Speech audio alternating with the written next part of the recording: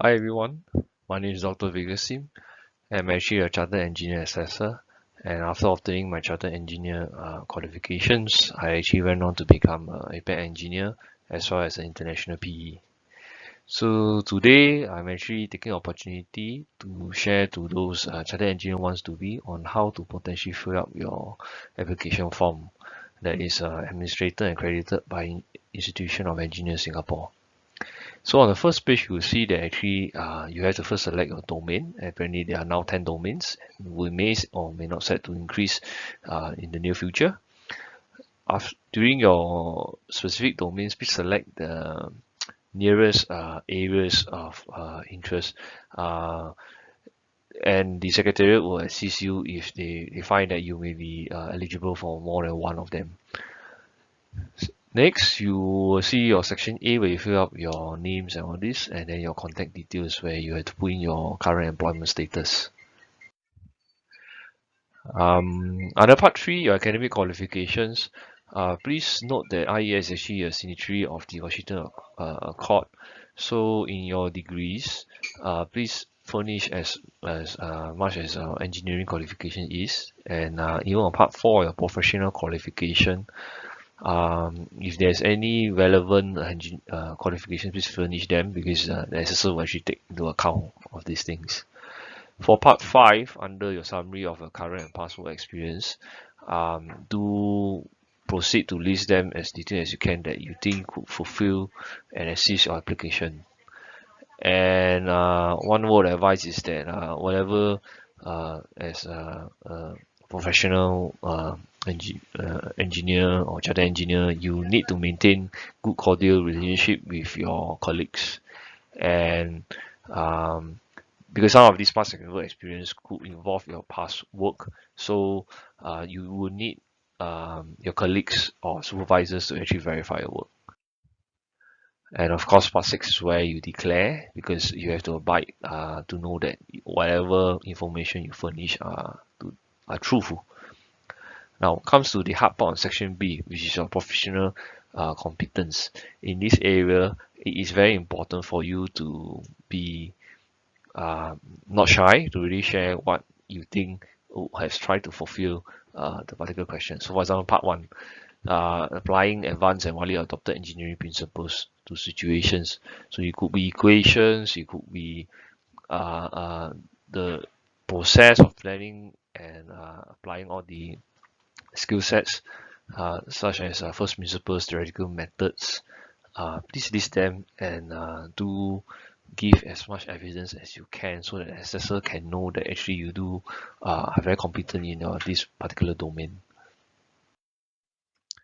Part 2, which is your evidence of ability to analyze complex problems and solutions. A lot of times, the engineering problems of current times are not just a single discipline at times. They are actually multiple disciplines relation.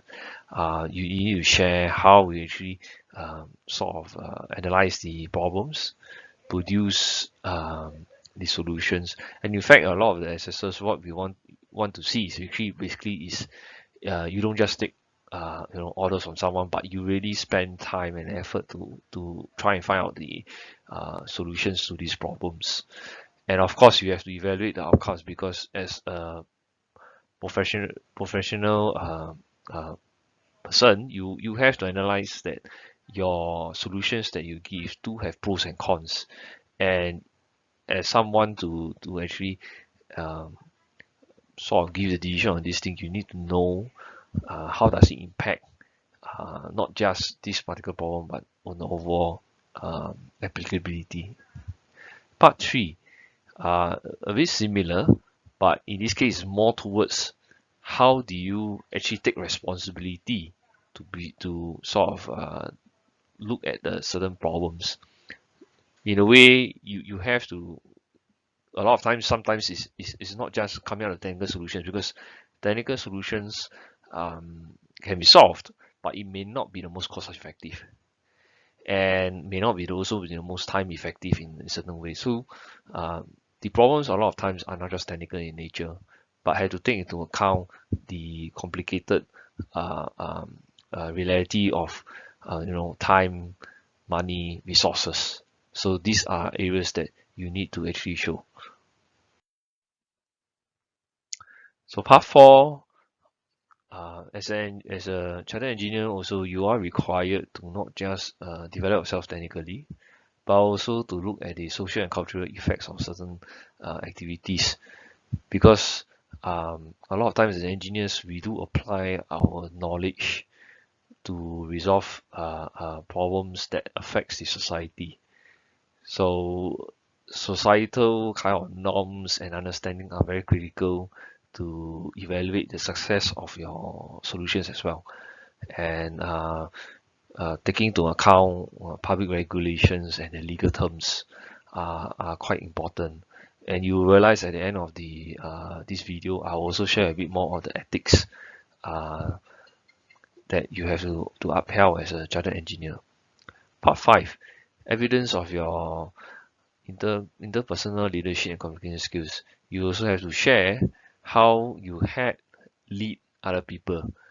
Besides taking ownership of your solutions, you have to show how you actually bring together a group of people, um, or basically, win the respect and the trust of others that will give you the ability to show that you have communicated your ideas and plans effectively.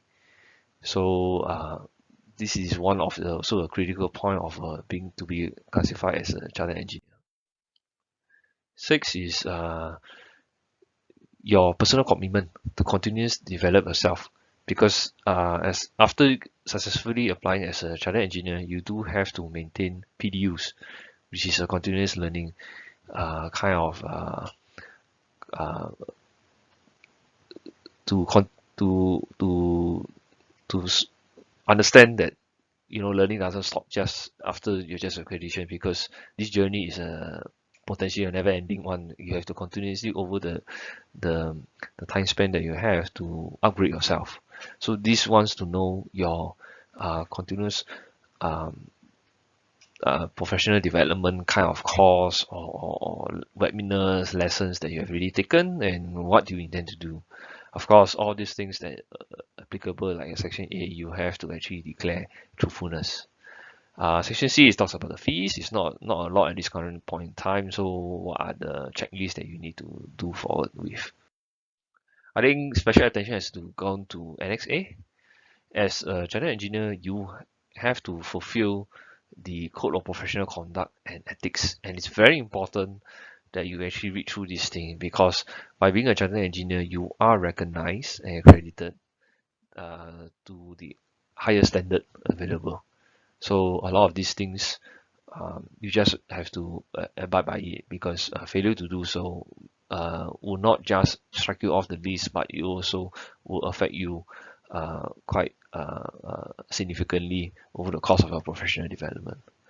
Last but not least is, please go to the Chartered Engineers website, and that's where you could find the contact details, and do talk to the secretariat or contact the secretariat for further details. With that, thank you very much, and I look forward to the application.